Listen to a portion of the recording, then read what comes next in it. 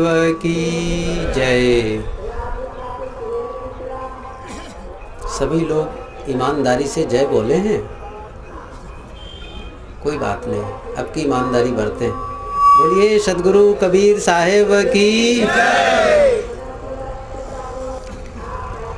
अर्चनी वंदनीय संत धर्म प्रेमी बंधुओं एवं श्रद्धा मूर्ति देवियों,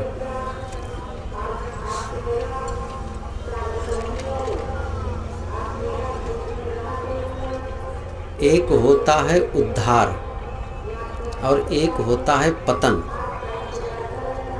दो बातें हैं, पतन और उद्धार। पतन क्या है और उद्धार क्या है? यहाँ जितने लोग बैठे हैं, हम लोग सब उद्धार के लिए आए हैं। उद्धार का सीधा सादा भाव है ऊपर उठना। जैसे कोई कीचड़ में फंसा हो, डूब रहा हो, और कोई समर्थ व्यक्ति आए और उसको पकड़ के बाहर निकाल दे, तो मानो उनका उद्धार हो गया। बाहर के कीचड़ से कोई बचाने वाला हो सकता है,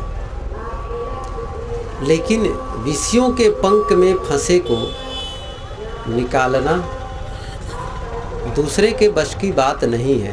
हाँ, उपाय जरूर बताया जा सकता है, लेकिन स्वयं का उद्धार स्वयं को करना होगा। अपदीपो भव, अपना दीप स्वयं जलाओ।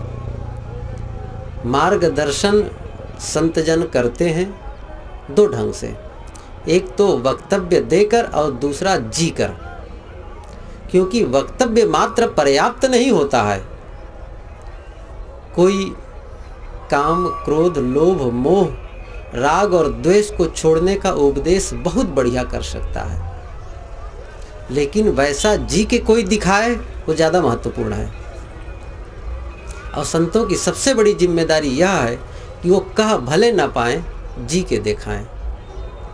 दूसरा पक्ष यह भी है, हम कई बार भूल कर जाते हैं, साधक को हम सिद्ध मान बैठते हैं और साधकों में कहीं थोड़ी बहुत त्रुटि देखते हैं और अपने आप में ऐसी कमजोरी है कि पीछे होने लगते हैं। इतने दिन से ये साधना कर रहे हैं, अभी भी क्रोध नहीं छोड़ा है, ये तो अभी भी ये ऐसा बर्ताव कर रहे हैं, समझ में बात नहीं आती है। कुछ लोग तो ये भी कहा करते हैं, मेरी तो धर्म के प्रति श्रद्धा ही खत्म हो गई। उफ, इसका मतलब दूसरों को देख के आपने धर्म की आराधना शुरू की है।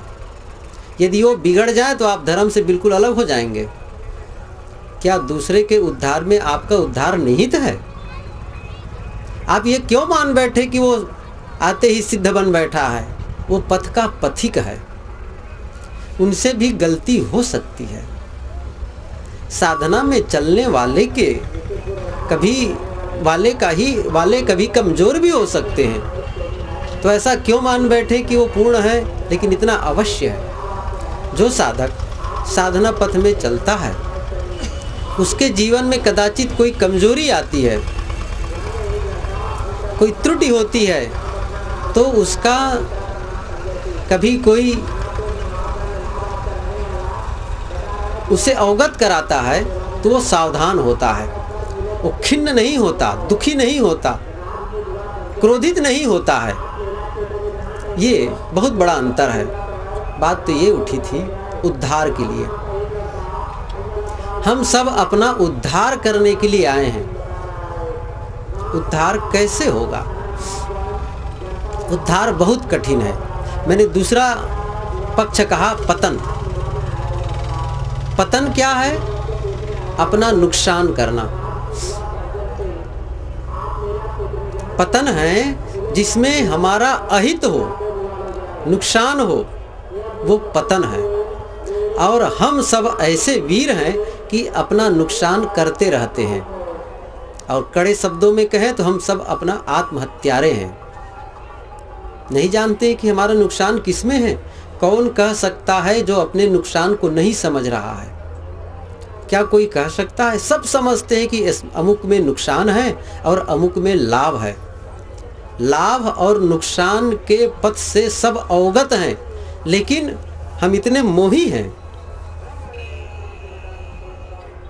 कि उस पक्ष को छोड़ नहीं पाते। मोह का मतलब ही यही है। मोह का अर्थ ही है कि जिसमें हम अपना पतन देखें, अपना नुकसान देखें, फिर भी वह काम करें। यही तो मोह है। मोह का मतलब जो चेतना को विकृत कर दे, मूर्छा पैदा कर दे, यही मोह है। और मोह से ऊपर उठे बिना हमारा उद्धार कैसे हो सकता है? और जब तक हम मोह में ग्रसित होंगे, अर्थात यदि हम आकर्षित हो रहे हैं, आकर्षण का आधार कौन है? ये विषय, यह संसार, प्राणी और पदार्थ। विषय आकर्षण के आधार हैं। वो स्वतः हमारे लिए बंधन नहीं देते हैं। स्वतः वे गलत नहीं है और वो अच्छे भी नहीं है। ये भी ध्यान दें, कोई भी वस्तु स्वतः सुखप्रद नहीं है। वो हम अपने ऊपर निर्भर करता है कि हमारे लिए वो सुखप्रद है कि दुखप्रद है। वस्तुएं हमें सीधे बांधने वाली नहीं होती हैं। न धन बांधने वाला होता है, न व्यक्ति बांधने वाला होता है, बल्कि उनके साथ जो हमारा संबंध होता है, उनको देख करके हमारे मन में जो भाव उपजता है, उस भाव के आधार पर हम सुखी और दुखी होते रहते हैं। ये ध्यान दीजिए, उस भाव के आधार पर उससे हम बंधते हैं, उससे हम छूटते हैं। एक उदाहरण मैं बताऊं कैसे है ये वस्तुएं हमारे लिए माया बन जाती हैं। वस्तु माया अपने आप में कैसे हो सकती हैं? वस्तुएं माया नहीं है, कोई पदार्थ माया नहीं है। वस्तुतः उनके प्रति जो हमारा भाव बनता है वो आधार बनते। साहब इसीलिए कहते हैं कि मन का मोह माया है। मन माया तो एक है, माया मन ही समाए। माया की अलग कोई व्यक्तित्व तो नहीं है, उनकी कोई सत्ता नहीं है। मन का मोह ही माया है। और वस्तु के प्रति हम कैसे आकर्षित होते हैं? एक गांव में जाना हो जाए, संत गुरुदेव जी के साथ हम लोग सब जाते हैं। बहुत लोग जाते हैं, 10, 15, 20 लोगों की जमात चलती है। एक गांव में 2 दिन, 3 दिन, कहीं 4 दिन, 1 दिन, इस प्रकार रहना होता है। कार्यक्रम चलते रहते हैं। वहाँ गांव में बहुत भगत लोग रहते हैं, लेकिन सबके घर रहना नहीं होता है। एक विशेष जगह रहना होता है और वहाँ से फिर कार्यक्रम में जाना और सब होता है। मान लो उस गांव के एक अन्य भगत के घर, जिनके घर निवास नहीं है, मिलने के लिए जाना हुआ। मन में हुआ कि आओ उनसे मिलें। सुबह का समय कि थोड़ा सुबह सुबह वो भी खाली रहेंगे, लाओ मिल लें। मिलने गए, घर वालों ने कहा साहब थोड़ा बैठिए, जो भगत हैं वो स्नान करने गए हैं, थोड़ा बैठिए आप। तो वो जो वो स्वागत कक्ष है वहाँ पर बैठने के लिए संकेत कर दिए। बैठ गए। कई कुर्सियाँ फर्नीचर्स लगे हुए हैं, वहाँ बैठ गए और घर के लोग अपने काम में लगे हैं और वो अपना नहा रहे हैं। अकेला मैं बैठा हूँ उस कमरे में। इतने में झांक करके देखा तो 2 कुर्सियों के बीच में 500 रुपये के नोट एक नोट पड़ा हुआ है। चोरी के उद्देश्य से मैं नहीं गया था। कल्पना करें इस बात को कि चोरी के उद्देश्य से मैं नहीं गया हूँ और न ही घर वालों को यह संदेह हो सकता है कि साहब कुछ चोरी करने आए हैं। उद्देश्य तो नहीं था, लेकिन उस नोट को देख करके मन में एक आकर्षण जगा। मन ने कहा नोट उठा लो। दूसरा ने कहा साधु होकर के नोट उठाओगे, बहुत गलत हो जाएगा, ये अनर्थ हो जाएगा। दूसरा मन फिर तर्क देता है, भगत लोग 10-10 रुपया 20-20 रुपया पूजा देते हैं, तब 50-500 रुपये बहुत दिन बाद होता है, उठाओ इसको जल्दी हो जाएगा। एक मन फिर तर्क दिया, फिर कहा था नहीं नहीं ये बहुत अनर्थ होगा, तुम्हारी साधना चौपट हो जाएगी, क्या कर रहे हो।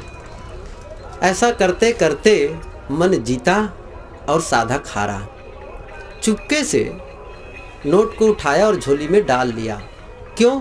इसलिए उठाया इस विश्वास से कि भक्तों को संदेह हो ही नहीं सकता है, जो इतना बढ़िया बोलता है, इतना बढ़िया लिखता है, वो भला 500 के नोट को उठाएगा? नहीं, ये नहीं, वो संदेह भी नहीं कर सकते हैं।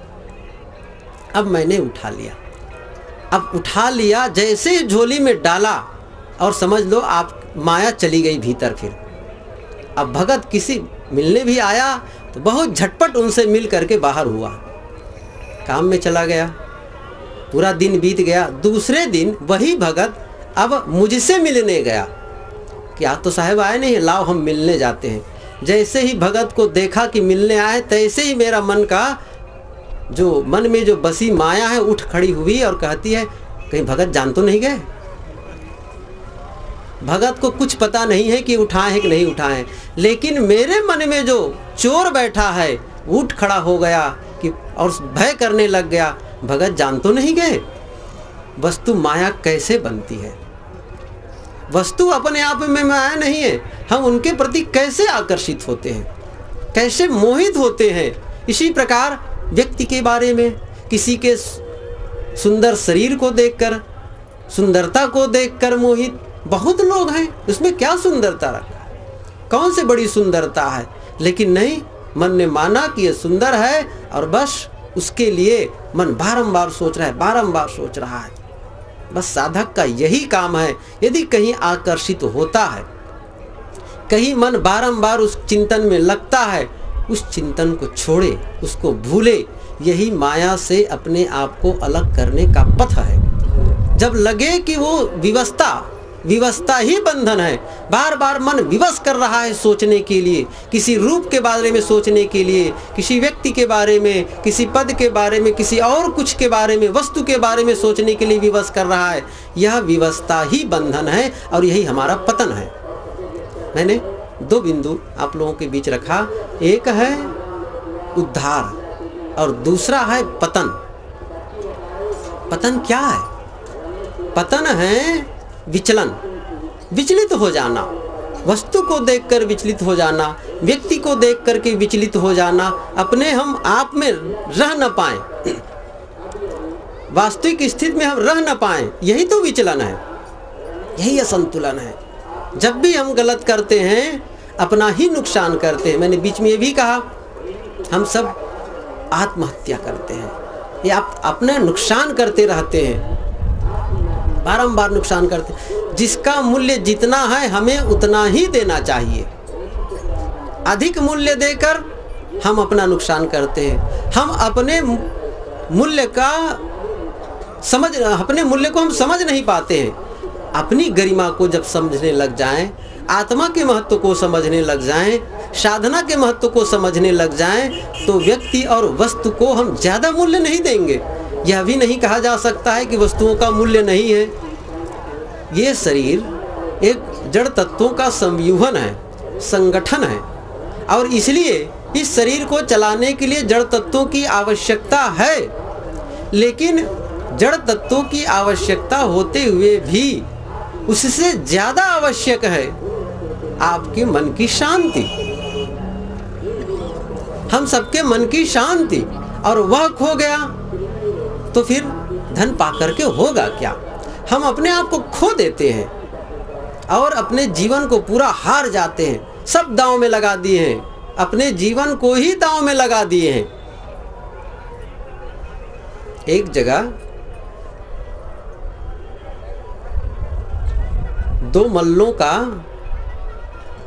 एक खेल होने वाला था, कुश्ती होने वाली थी। इधर तो पता नहीं, लेकिन कहीं क्षेत्रों में नाग पंचमी के दिन कुश्तियाँ होती है। पहलवान आपस में कुश्ती करते हैं, कोई वैसा नहीं है कोई दुश्मनी से, बस यूं ही, बस एक होता है मन में लड़ने का भाव होता है कि चलो तो पहलवानी करते हैं। तो वैसे ही आयोजन था, एक गांव में ऐसे ही आयोजन था, मल्ल आए हुए थे। तो बाहर का जो मल्ल आया था, बाहर का जो पहलवान आया था, वो तगड़ा था, जवान था, मजबूत था, और गांव का जो पहलवान था वो कमज़ोर था, बूढ़ा था, पुराना था। गांव के लोग सब निराश, आज तो गांव की इज्जत नहीं रहेगी। क्यों? हमारा पहलवान, गांव का पहलवान कमज़ोर है, बाहर वाला मजबूत है और निश्चित है वो हमारे पहलवान को पछाड़ देगा, पटक देगा। तो गांव की जो इज्जत है, गांव की जो शाख है, वो सब समाप्त हो जाएगी। जो गांव का पहलवान, तो उन्होंने कहा चिंता मत करो, मैं सब प्रकार का दांव जानता हूँ, तुम लोग निश्चिंत रहो। उनके आश्वासन से गांव आए लोग भी निश्चिंत हुए। शाम का समय था।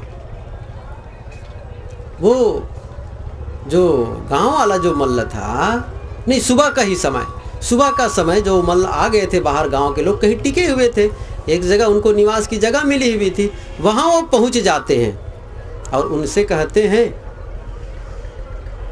आज ही हम दोनों का मल्ल युद्ध होना है और ये भी जानते हो कि जो जीत जाएगा उसको 50 रुपये मिलेंगे। नए नए मल्ल बने हो, नए नए पहलवानी शुरू किए हो, 50 रुपये में तुम्हारा क्या होगा? और मैं तो बहुत जीता, बहुत धन कमाया, मुझे कोई फ़र्क नहीं पड़ना है कि मैं हारूं कि जीतूं। और तुम नए नए बने हो, इससे तुम्हारी जीविका चलती है, क्या फ़र्क, क्या मतलब निकलेगा? 50 रुपये पाओगे तो एक काम करो, यदि तुम मुझे जिता दोगे तो मैं 500 रुपये तुम्हें दूंगा। पहले भी मैच फिक्सिंग होती रही होगी। उन्होंने कहा कि मैं 500 रुपये दूंगा। तो उस मल्ल के मन में भी आया कि सही कहते हैं आप। मन में हुआ कि बात तो सही है, जीतूंगा तो 50 मिलेंगे और इनको जिता दूंगा तो 500 रुपये मिलेंगे, चलो बढ़िया है। कहा कि वादा है, बात तय हो गई। और सचमुच समय आया, दोनों अखाड़े में आए, बड़ी भीड़, दूर दूर से लोग देखने आए थे। हुआ क्या, कुछ देर दांव पेच खेलते रहे दोनों, लेकिन जो बाहर का मन लाया था पहलवान, वो कुछ ऐसा दांव स्वयं खेला कि गांव वाला जो बूढ़ा पहलवान था उस पर चढ़ बैठा, उसको चित्त कर दिया। ओ गांव वाले ताली बजाने लगे, बहुत प्रसन्न, हमारे गांव का पहलवान बूढ़ा जीत गया और जवान आया तो हार गया। ओफ, खूब खुशी। चले गए अपनी अपनी जगह, सारी बातें हुई। अब शाम के टाइम जो जवान मल्ल बाहर से आया था पहलवान, वो उनके पास पहुंचता है, कहे कि भाई लाओ अब 500 रुपये। कि काहे का 500 रुपये? बड़े विचित्र बात करते हो, तुम ही तो तय किए थे। कहे कि पहलवान बने हो, मल्ल बने हो, इतना नहीं जानते हो? वह भी मेरा एक दांव था, वह भी मेरा एक दांव था, जाओ तुम यहाँ से, कौन वादा तुम्हारे साथ? कहे तो बड़ा गड़बड़ हुआ। वो हार गया दांव में, 500 रुपये नहीं मिला। हम लोग भी अपने जीवन को हार जाते हैं। किसमें? धन कमाने में, किसमें? ऊंचा पद पाने में, विषयों के भोगों में। माना कि धन आवश्यक है बंधुओं, लेकिन क्या शांति को खोकर? आप कल्पना करें, शांति ज़्यादा महत्वपूर्ण है कि धन ज़्यादा महत्वपूर्ण है? पद ज़्यादा महत्वपूर्ण है कि शांति ज़्यादा महत्वपूर्ण है? कौन ज़्यादा महत्वपूर्ण है? ज़्यादा महत्वपूर्ण है मन की शांति। लेकिन हम सब दांव में लगाए हुए हैं अपने जीवन को। ख्याल करें, जो कुछ हमारे क्रियाकलाप हो रहे हैं, क्या हम शांति का पथ अपनाए हैं? क्या इससे शांति पा रहे हैं? साफ है, हम अपना पतन कर रहे हैं। मैंने कहा उद्धार और पतन, हम सब पतन का काम कर रहे हैं। वह काम कर रहे हैं जिससे हमारा नुकसान हो। कल्याण का काम कहाँ हो पा रहा है? नहीं हो पा रहा है। इसलिए बारंबार मनन चिंतन की आवश्यकता है, बारंबार सोचने की आवश्यकता है और अपने क्रियाकलाप में परिवर्तन लाने की आवश्यकता है। मैं एक दिन आप लोगों के बीच ये कहा था, आइंस्टीन का वो उदाहरण दिया था। उन्होंने कहा है एक जगह कि हम अभी तक जो करते आए हैं, यदि आज भी वही करेंगे तो वही पाएंगे जो आज तक पाते रहे हैं। कितना तथ्य को उजागर किया है उन्होंने। अभी तक करते आए हैं उसे ही आज करते हैं तो वही पाएंगे जो हमें आज तक मिलता रहा है। यदि हम परिवर्तन चाहते हैं, अभी तक हमने जो कुछ किया, क्या हमें शांति मिली है? आप पूरे जीवन के क्रियाकलाप का अनुभव करें, ख्याल करें। बहुत यहाँ बुजुर्ग लोग बैठे हैं, 60 और 70 के लोग बैठे हैं, और भी अधिक उम्र के लोग बैठे हैं। मान लो जिसकी उम्र 60 की है, ज़्यादा की नहीं कहता हूँ, 60 साल जिनकी उम्र हो चुकी है, वही अवलोकन करें अपने पूरे जीवन को, क्या मैं अपने जीवन से पूरा संतुष्ट हूँ? जो कुछ मैंने किया है पूरा संतोष, मेरा जीने का पूरा लाभ मैं पा गया। जो मुझे करना चाहिए था कर लिया, जो देखना चाहिए था देख लिया। अब जीवन में न कुछ करना बाकी है न देखना बाकी है, कुछ भी नहीं, पूर्ण काम हो गया है। क्या मन में ऐसा भाव जग रहा है? नहीं जग रहा है। अभी भी लगता है कि कुछ दिन और रहना चाहिए संसार के काम को पूरा करने के लिए। बंधुओं, 60 साल में पूरा नहीं हुआ, आगामी 40 साल में आप पूरा कर लेंगे, इसका क्या दावा है? किस आधार पर कह रहे हैं? आप पैटर्न बदले, सिस्टम बदले, और वही उपाय आप कर रहे हैं, पहले जो करते आ रहे हैं, तो फिर कैसे बदलाव आ सकता है? वही आएगा जो आज तक मिलता रहा है। यदि हम परिवर्तन चाहते हैं तो अपने क्रियाकलापों में भी परिवर्तन की आवश्यकता है। यही उद्धार का रास्ता है। सब कुछ बदलना पड़ेगा, खाने पीने, देखने सुनने, बोलने चालने, पढ़ने लिखने, सब सिस्टम को बदले और वह सिस्टम अपनाएं जिन कर्मों के करने के बाद हमें सुकून मिलता हो, शांति मिलती हो। वह बोलना ही सही बोलना है जिसके मिलने के बाद मन को संतोष आए। वह खाना ही सही खाना है जिसके खाने के बाद मन को संतोष मिले। संतोष नहीं आया जीवन में, क्या आया? बिना संतोष के, बिना तृप्ति के जीवन अधूरा। हम सब ठगा गए हैं पूरा। प्रश्न हो सकता है, एक प्रश्न यह भी हो सकता है कि लोग गलत करते हैं। कुछ लोग तो बड़े इस ढंग से बातें करते हैं कि गलत सही क्या है? कौन गलत सही है? हमारे मन का निर्धारण ही तो है गलत सही। कोई गलत कह रहा है, कोई सही कह रहा है, क्या गलत सही है? सब ठीक है। गलत सही का निर्धारण बहुत सहज है, बहुत सहज है। पाप पुण्य का निर्धारण बहुत सहज है। गुरुदेव जी इसकी व्याख्या किया करते हैं, पाप और पुण्य ओझल नहीं है, बिल्कुल सहज, सबके नजरों नजर है और सब इसके जानकारी रखते हैं। अपने मन के अवमूल्यन करें, अवहेलना करें जानकारी की, वो बात अलग है। मान लो हम रास्ते रास्ते जा रहे हैं, प्यासे हैं, कोई पानी पिला दिया, बहुत अच्छा लगता है। हम कहेंगे बड़ा सज्जन आदमी है, हम प्यासे को पानी पिलाए। हम रास्ता भटक गए हैं, रास्ता बता दिया, हम बहुत बहुत धन्यवाद देते हैं। आगे बढ़े, एक आदमी आया, हमारे पास जो रुपये पैसे थे, कलम पेन थे, सब छीन लिए। हम कहें महामूर्ख आदमी, महादुष्ट है, बहुत गलत आदमी है। और भी कुछ आगे बढ़े और जो कुछ था सब छीन लिए, हम बहुत नाराज होंगे। समझ लिए ना? एक कुछ आदमी को हम कहे कि ये गलत है और कुछ को कहे बहुत अच्छा है, बस यही अनुभव है। अब ये समझ लिए कि दूसरा हमारे साथ हित का काम करता है, बस वही हित का काम हमें दूसरे के साथ करना चाहिए, यही पुण्य है। और जिससे हमको लगा कि ये गलत किया है हमारे साथ, वही गलती हमें दूसरों के साथ नहीं करनी चाहिए। यही तो पाप है, गलत करना ही तो पाप है। एक विद्वान ने लिखा है, कैसे निर्धारण करे पाप अपने कर्मों का, कि जहाँ पर द्विधा हो कि यह करना चाहिए कि नहीं करना चाहिए, ये द्विधा हो तो उन्होंने 2 टेस्ट कहा है। 2 टेस्ट करें आप। एक उन्होंने नाम दिया है ममा टेस्ट, ये बहुत बड़े विद्वान ने लिखा है, ममा टेस्ट। उन्होंने ये लिखा है कि जब आप कहीं कुछ करते हो, किसी के साथ करते हो, कुछ भी करते हो, अकेले में करते हो या बहुतों के बीच करते हो, रात में करते हो कि दिन में करते हो, जब कभी भी कुछ करते हो, बोलते हो, तब ये ख्याल करें, मेरे इस कर्म को, मेरे इस बर्ताव को मेरी माँ आकर देख रही है। और जब वो देख रही है और आकर देखे तो वह ये कहे कि शाबाश बेटा तुम बहुत अच्छा कर रहे हो, या फिर शर्म के मारे अपने आँख को बंद कर लेगी। उत्तर मिल जाएगा। आपको लगे कि सचमुच वो शर्मा जाएगी मेरे कर्मों को देख करके, वह न करो। और ऐसा लगे कि बहुत खुश होगी मेरे इन कर्मों को देख करके, वह करनी है। उत्तर साफ हो जाएगा। मान लो इससे उत्तर नहीं मिलता है तो उन्होंने एक दूसरा टेस्ट बताया है और उसका नाम उन्होंने दिया है बाबा टेस्ट। ये टेस्ट दूसरा है। वो कैसे? बस वैसे ही आप जो भी करते हो, जहाँ भी करते हो, कुछ भी करते हो, अकेले में, बहुतों के बीच में, किसी के साथ भी कर रहे हो, तब ये ख्याल करें इस समय मेरा लड़का आ जाए। तो क्या मेरे इन कर्मों को देखकर लड़का देख रहा हो तो मैं क्या चाहूँ कि मेरा लड़का मेरे इन बर्तावों को देखे, या मैं ये चाह रहा हूँ कि वो यहाँ से चला जाए? ऐसे ही उनको करने का आप भाव रखेंगे कि वो इन कर्मों को दोहराएं, तो फिर उत्तर आ जाएगा। विद्वान ने लिखा है, यदि इन दोनों टेस्टों से उत्तर नहीं मिल रहा है किसी को, तो समझ लो वो इंसान नहीं, वो शैतान है, वो हैवान है।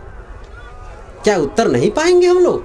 देखें, ख्याल करें कि गुरु हमारे सामने खड़े हुए हैं, पाप करेंगे, गलत काम करेंगे, लेकिन मैंने एक दिन और कहा था, ये कहा जाता है कि कण कण में भगवान है, जर्रे जर्रे में खुदा है, सब देख रहा है, वो भगवान सबको देखता है, लेकिन भगवान से भय कोई नहीं करता है। सब झूठी बातें करते हैं, आदमी से भयभीत होते हैं, आदमी को देख करके लोग भयभीत होते हैं, उनसे बचाएंगे गलत करने के लिए। बंधुओं, चाहे लोगों से भले बचाओ, लेकिन अपने आप से नहीं बचा सकते। और हमारा अपना जानना ही पर्याप्त है।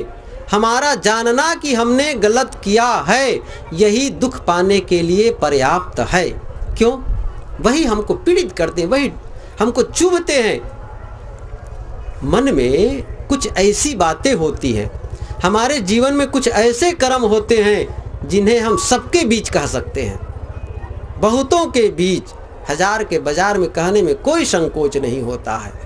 और कुछ ऐसे विचार होते हैं, कुछ ऐसी बातें होती हैं मन में जिन्हें हम सबके बीच नहीं कह सकते हैं, कुछ लोगों के बीच कहते हैं। खास मित्र कोई हो उनसे कहते हैं, घर का कोई खास सदस्य हो उनसे ही कह सकते हैं, सबसे नहीं कह सकते हैं। और अंतिम बात, कुछ ऐसे भी विचार मन में होते हैं, हमारे जीवन में कुछ ऐसे कर्म हो गए होते हैं जिन्हें हम किसी से नहीं कह सकते हैं, और जो हम किसी से नहीं कह पा रहे हैं उसी से हम ज़्यादा तकलीफ में हैं।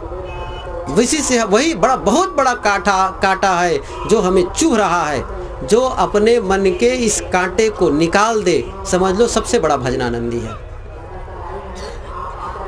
मन में जो चोर बैठा है, उस चोर को निकालने की आवश्यकता है। ये दोष है हमारा, इन दोषों को निकालने की आवश्यकता है, विकारों को निकालने की आवश्यकता है। कौन निकालेगा? हम जिम्मेदार हैं। गलत करते हैं, हम जिम्मेदार हैं। कोई उद्धार नहीं करेगा, न परमात्मा और ईश्वर उद्धार कर देगा हमारा, और न गुरु ही उद्धार कर देगा। मैंने शुरू में कहा था, एक है उद्धार और एक है पतन। उद्धार कौन कर देगा? बहुत दिनों से आशा किए बैठे हैं, अमुक उद्धार कर देगा। आप तो जगह जगह पढ़ते आए हुए हैं, गंगे तो दर्शनाथ मुक्ति, दर्शन से ही मुक्ति मिलती है।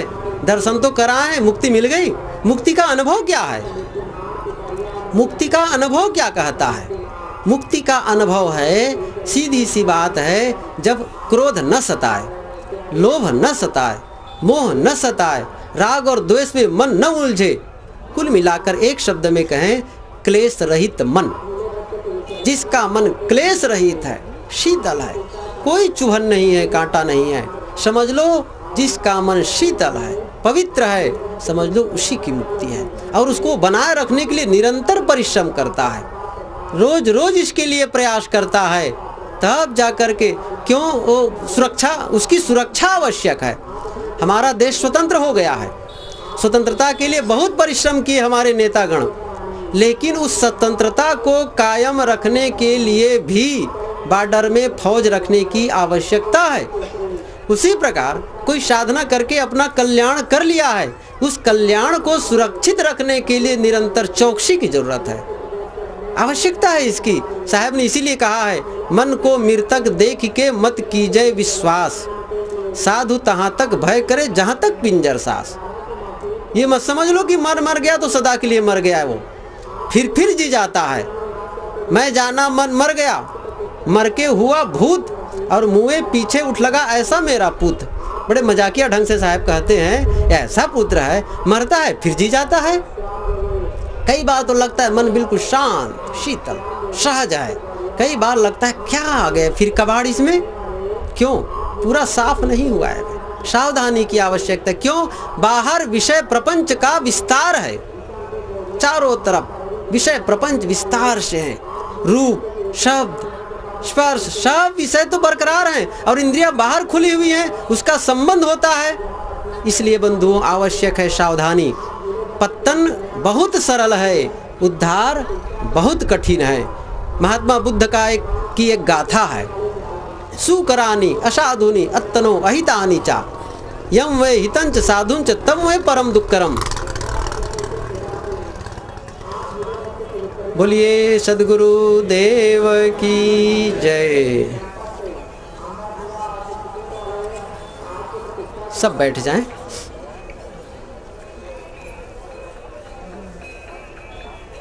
महात्मा बुद्ध की वो गाथा मैं अंतिम में उसको उद्धृत किया कि सुकरानी असाधुनी अत्तनो अहितानि चा। सुकर है, सरल है उसका करना जो असाधुनी अशुभ है, गलत है, उसका करना सरल है, लेकिन वह अत्तनो अहितानि चा, वो आत्मा के लिए अहित है। यम वे हितंच साधुंच तम वे परम दुक्करम। और जो हितंच है हमारे लिए हितकर है, उसका करना बड़ा कठिन है। गलत करना सरल है, सही करना कठिन है। सबसे सरल है अपना पतन। पतन करने में क्या लगता है, बहुत गलत करने में क्या लगता है। क्रोध करना सरल है, क्षमा करना कठिन है। इसलिए यह पतन सरल है, उद्धार कठिन है, उसके लिए परिश्रम चाहिए। पतन तो वैसे ही होते रहता है। पानी है, पानी को ऊपर चढ़ाने के लिए हम मोटर चलाते हैं, सहारा लेते हैं, और पानी गिराने के लिए बहुत सरल है। छत पर चढ़ते हैं तो सीढ़ी का सहारा लेते हैं, और आप अपना नुकसान करना चाहते हैं तो कूद जाइए। जीवन को बनाए रखने के लिए बहुत संभालना पड़ता है, खिलाओ पिलाओ, संभालो, रोग, दवाई, पानी, बहुत कुछ मेहनत, पूरा जीवन संयमित रहने की आवश्यकता होती है, तब ये स्वस्थ बना रहता है। और जीवन को ख़त्म करने के लिए बहुत छोटी गोली, बहुत छोटी गोली, बहुत कठिन है इसको ऊपर उठाए रखना, बचाए रखना। इसलिए पतन सरल है, उद्धार कठिन है। उद्धार के लिए परिश्रम करने की आवश्यकता है। एक महात्मा ने लिखा है कि सरल रेखा खींचना, सीधी रेखा खींचना कठिन है, वक्र रेखा खींचना सरल है। आप खींचना शुरू करिए, बिना स्केल के रेखा खींचिए, अब बिल्कुल सीधी हो, बहुत कठिन है। और रेखा टेढ़ी मेढ़ी हो, वक्र हो, कितना सरल है। टेढ़ा चलना तो सरल है और सीधा चलना ही कठिन है। एक शिक्षक ने विद्यार्थी से पूछा, बेटे तुम बताओ सबसे सरल क्या है जो बिना किए होता है। वो बड़ा तपाक से बोला, सर सबसे सरल है फेल होना। सबसे सरल है फेल होना, कुछ नहीं करना पड़ता है, फेल हो गए और क्या चाहिए। पास होने के लिए ही परिश्रम है। हम सब यहाँ पास होने के लिए आए हैं। मैंने दो बिंदु आप लोगों के बीच रखा, एक उद्धार और दूसरा पतन। कैसे होता है उद्धार। हम सब पतन के पथ पर चल रहे हैं, अब लौटना है, मुड़ना है, उस पथ से विमुख होना है। जैसे लौटे वैसे हमारा रास्ता सही हो जाएगा। आज ये अवसर है, हम सबको अवसर है।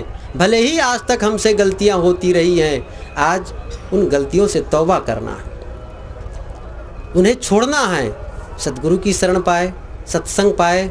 आज ये अवसर है, आए हम सब गलती को छोड़ने का संकल्प लें और उद्धार का रास्ता सद्गुरु से जाने। मैं अपनी वाणी को विराम देते हुए पूज्यवर गुरुदेव जी से प्रार्थना करता हूँ कि आप हम सबके उद्धार के लिए अपने अमृतमय वचनों से हम सबको आप्लावित करने की कृपा करें। बस।